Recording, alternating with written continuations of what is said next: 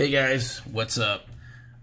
So I know I was promising you guys a video that would discuss some of the pictures that I promised I would take. To discuss kind of go along with the videos that I made, to discuss a little bit more, some stuff that I didn't show you, but it was real pertinent to the install. So the way I'm going to do this is I'm going to basically open up all the pictures on my computer. I'm going to have you guys looking at it with me, and then I'll talk about it, and then we can go from there. Pictures are clear enough, so we can do it this way. At the end of the video or whatever, if you have any questions, just comment, let me know what's up, and I'll do my best to help you. So let's have a look at some video or some pictures. So the first one is this guy here, and what you're looking at here is this guy is the connector for the 3 gauges go on your dash, right? I haven't taken it out yet, right? But that was in the process of doing that when I did this. Now this is your connector, right? And those are the wires that go into your, that are, coming from your car. The two on the left, right, the black and blue, those are your CAN bus, high and low. Not using those. So the next 3 is your orange switched, your red, no, you know what? Don't quote me on that. Watch my previous video and I'll tell you what they were, because it's been a while. But the orange, purple, and black are the ones you're going to use. Obviously, black's ground. So, yeah. And you're going to end up getting rid of this. You're going to get rid of that. And you're going to end up cutting this connector off and just using those 3. And the other 2 you'll just wrap up. So, that's one. What else? Let's see. Let me see if I can find... Let me see if I can find it. You know what? Let's not look at that. Oh, by the way, let's talk about this real fast. So you see this thing? When you're taking your dash out, that has to come out, no doubt. Let me open this up. This is your power on the power side. Now you're gonna have to take that out, right? This guy here. That's going to have to come out. So, in order to take your dash out. So, this is what comes out, right? And this one's tricky because if you don't do this little bit right here is what you have to push in to get it out. If you don't do that, you're going to break stuff. So, yeah. So, it took a long time for me to look at it and figure it out. Because the wires are really not that long. So, that'll give you an idea. Alright, let's get back onto this. So, some of this stuff is pretty self-explanatory. I'm not even going to go into it. Let me see what I was looking at here. I'm just basically showing you pictures of how I disconnected stuff. Some of these connectors are funny, but long story short, just go ahead and have some needle nose and a lot of patience. Let's see. What am I looking at here? That's just me taking it out. You can see that's still there, right? But it's not going to be there for long. And let's move on to what's going on there. So, starting the process, at first, I wanted to save these. Now, if you're not doing 60 mils on the width of the gauges, if you're going to do the 56s, then I would recommend saving those. Those are easy to kind of rip off, but you just want to be careful at the same time. So, that being said, this is what you end up with. And so, look, I know that, you want to save this, you want it to be pristine, maybe you'll put it in one day. The only way that that's going to happen is if you take out your entire dash. Like that whole bit, like all that comes out, like with all the guts, steering wheel, everything. Otherwise, you're basically just going to hack it. You're just going to rip it up, which is basically what I did. I said to myself, I really don't need that. I'm never going to put it back in. So that's what I did.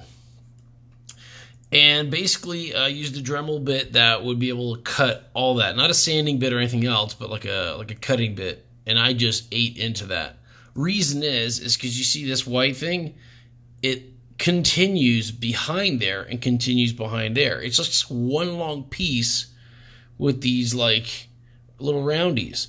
And for the life of me, I can't understand that, but whatever, Nissan, game on. So that's what I did. I got it all out, and then, of course, what you were left with was what you saw in some of the videos. Now, let me show you this. Now, this was something I was originally dealing with, right? Because I was trying to figure out, what am I going to do with these hoods, right? And you see it's a two-piece deal, right? So you've got this, and you got that. And it's held on by, like, a plastic, I guess, like, melted... Looks kind of like a rivet, but it's melted here. I'll show you what it looks like. You see those like little bits there? That's what holds it on. And behind and down here too. So that's the deal. So basically what I did was just take those off. And because, I mean, just to look at that, I mean, that just doesn't work, right? Honestly, I don't know how it worked with the other thing, but... Okay, so the bottom part, right? What did I do with the bottom part? So basically I did this. I shaved it down quite a bit. You want to take note of the really, really thin ends. You see how I made it super thin on the ends?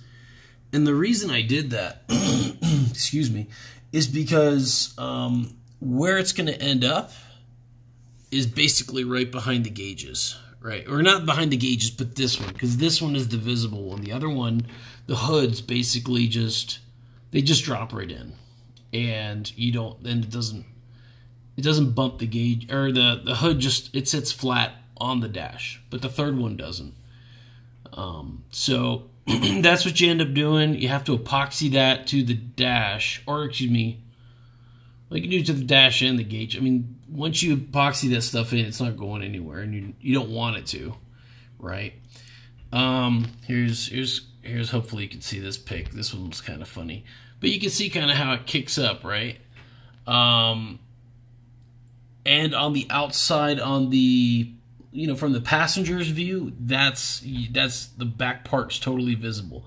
What you're seeing right there is that bit covering the rest of it and going around. So versus there being like a void in the back. So that was the deal there. Let's see. Moving on. Let's get rid of some of these pictures. All right. So let's see. Oh yeah. All right. So I was talking about fastening a bar, right? Straight across the 3 gauges, right? So this is kind of like a I don't know how I had an error. There we go. That's basically the that's the deal. That's what I was gonna do underneath. So if one of these gauges comes loose and I'm coming around a corner, I'm not gonna lose that gauge across the windshield or put it in a situation where it's going to, I don't know, get in my way. So epoxy comes loose for some reason, which it hasn't. I don't think it will. There you go. It's an added safety. So the only way to do it, I mean, obviously, is you get, you put them in and then you start jarring it in. You push it from the driver's side all the way across to where it's in. And after that, you're sweet. So let's go on to some other fun stuff. Oh yeah, so I've got 3 gauges, right? So I've got let's see. So let's talk about this. Hey, what's up? Hey, that's a video of me showing video. That's awesome. That's not what I wanted to do. Where's a picture of the gauges? Oh, here we go. All right, so you'll see that I used oil pressure, oil temp, and water pressure, right? For me personally, oil pressure is key. I mean, it's everything, especially if you're doing forced induction. And if you go out on the track, that's going to give you a strong indicator of how thin your oil is, which means how hot your oil is. Even though you got an oil temp gauge, you really want to make sure that oil pressure isn't dropping below 15. If it's that low, man, you need to do cool down laps and relax that car, because that means you're super thin and your engine's not really getting the best lubrication. That being said, you should always have really good lubrication that isn't just store-bought. You need to go to a tune shop and make sure they're giving you advice as to the best oil possible. Some people go with diesel oil. Some people put zinc phosphorus additives. Look, I'm not going to give you suggestions on that. I don't want to be responsible for your car, but just check with your tune shop or with a shop. Not just not some run-of-the-mill shop, but a shop that deals in race cars. Oil temp. So, right, that's just, you need to know your oil temps. And water temp. I put a gauge in. I put a Mishimoto little bit in between the radiator and the engine block on the top side, so the hot hose comes out. That gives me the most accurate of the hottest of the hot that the fluid is.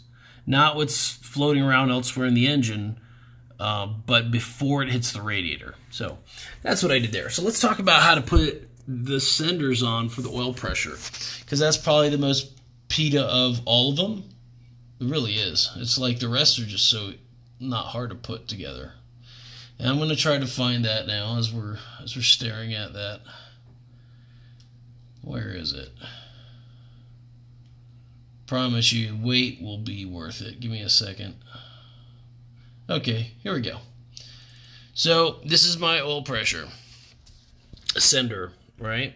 Okay, so what are we looking at? Wait, let me give you a better one. Okay, there we go. All right, so this is my OEM. This is the Nissan sender, right? And this is my Defi sender, okay? Now, what did I do here? So let's go back to the first one. And as we're looking at this, by the way, we're looking underneath the car. If you see this, this is actually my my sandwich plate, or this is part of my sandwich plate that goes to my oil filter. But it's got an AN fitting because I have an oil cooler. So we won't talk about that right now. So here's my engine block, right? This is my engine, the lower case. So normally you would hook, right, this guy right here, right? Now what I found, and I did a lot of research, is now you want to pay attention to this. This is called a BSP thread, right? British pipe thread, or whatever you want to call it. BSP. Now, what you want to have, and actually it's a BSPT or BST, whatever you want to call it, because it's tapered. And the reason it's tapered is because it gradually gets harder as you tighten it up. And there's a point at which you don't want to tighten it anymore. It's not why it's all the way in. And you'll see I use Teflon, by the way. But you don't want Teflon going all the way to the end of the thread where it's inside of your oil and engine, because that could get caught up and stuff. Anyways, that's a lot of extra information. So what I did here is most fittings, right, are NPT, right, National Pipe Thread. I think that's what it is. Or NP, NPT, or NPT tapered, or NPT straight fit, or whatever. Most of what we're dealing with here is just tapered. So all the aftermarket stuff is that. BSP is what I'm thinking Nissan used, and it's what was recommended that I use. So what I did here, and I'll show you my diagram, because you're going to have to do this at some point. And so what I did here is, you'll see where I have, this guy is the BSPT on here. So I used the BSPT male, right, because that's the male bit. Screwed that in, and then the NPT is the female part of that. right? Is the female part of that. Then that in-between part is called a nipple, right? That bit right there, it's called a nipple. And that was an MPT or an MPT hex or hex nipple or whatever you want to call it. And that's NPT to NPT, right? And by the way, the reason I did it this way is because it was the easiest way to find the fittings. NPT as much as you can because the rest is hard to find. You can find it at hydraulic shops, but just trust me on this one. So this is an NPT tee-off, right? So that's what we got. And this is an NPT fitting, screws right in, sweet, right? All right. And then, so for the Nissan, we're going back to BSP, right? So that's what I got going on here. So from the NPT, right? So NPT is like female all around. And then I've got an NPT male to BSP female. That's this guy here. And so that's what I got going on here. Right? All right. So that's what happened there. Because of how that works, so you see this bar, right? That is your sway bar. Now, I was concerned at first that might come close to the sway bar. But no, I mean, where it's at, it hasn't been any issues. It hasn't flexed up towards it at all. It's not hugging it, but it's, you know. And by the way, that one hiding in the corner, that's your oil temp. And you never want to pull your oil temp, your OEM, out of the block or tee it off and stuff. Just leave that in there. I'll show you how to do that in a minute.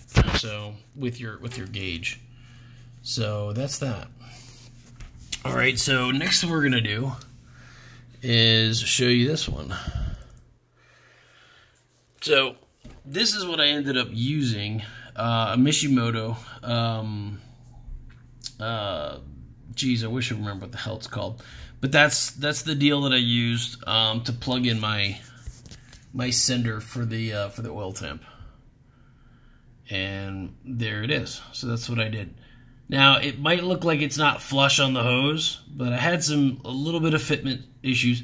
Again, I did take this on track days. I mean, I got this thing hooking hot, and it's still on there. Hasn't had an issue. So. So just keep in mind that's what was happening. If you want to put one of these on, you want to cut the gap. You want to cut that. You probably want to do a better job of cutting than I did. But you need to cut the gap. Don't just slice. Don't just do this and just slice through the middle, because that's not going to save your life in any way. In fact, what it's going to do is going to kink your hose, and then you're going to have a problem. All right, moving on. Oil temperature. This is where I hooked up my oil temperature. Now you see the little braided wire there. That's the black one, right? So that's the wire going to the sender. And of course, you look at this. This is this is an extension that I used to go to this guy here, right? So this is my my Mocal sandwich plate. That goes to my oil cooler, right? And this is my return line, right? But this is my sending line to the oil cooler. So I used this. This is if you go to Fast Intentions and you buy their 34-row oil cooler kit, it's going to come with an 8AN hose setup. So what I did is I bought an 8AN adapter with a 1/8 NPT takeoff, right? And then that adapter is just basically a male 1/8 NPT to female 1/8 NPT. So it's just giving me an extension. I got that at a pipe shop, and it's worked out okay. Now, quick thing you want to know about this. So if you say you want to do it just like I did it, you're going to have to go from here all the way to here and all the way up here. You want to get aluminum tape and wrap the whole thing and then you want to zip tie it. Reason is because you got to insulate that. The problem is you get on the highway, you'll see the temperatures here just dropping from your gauge. And the reason is it's because the air is just refrigerating all that. So I did that. Hopefully, you know, the shop, I believe they did a great job. I hope the shop that's putting in my twin turbo kit, they've drilled the oil pan spacer and put this where that is, and that's where I really want it. But if they didn't, this is a perfectly good spot, just as well. So that's the oil cooler. So that's the oil temp. I gave you the water temp, and I gave you the oil pressure. So that's pretty much. Let's see what else. Let's see. So I'm going to look at a few more things and see what I can find to discuss this whole gauge setup for you. So you're going to give me a second.